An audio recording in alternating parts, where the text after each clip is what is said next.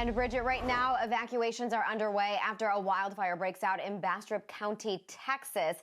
And that is just outside of Austin, just a little bit to the south and east. And it comes as gusty winds, dry conditions, leading to concerns over fire weather in parts of the southern high plains, something we were concerned about heading into this evening. So for the Rolling Pines fire, that's the name of it, again, in Bastrop County, Texas, noticing about 500 acres at this point that have been consumed. This broke out earlier this evening.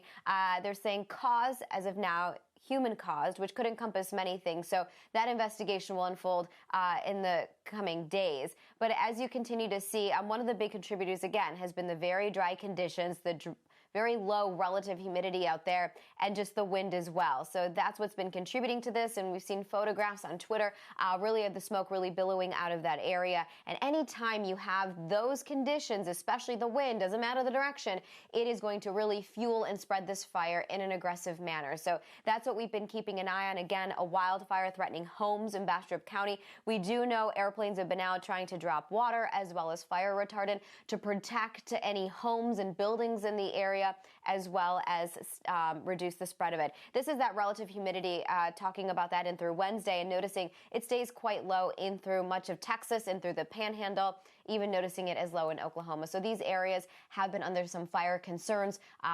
And because of that, we're noticing even the littlest spark. You just have to be very careful given that.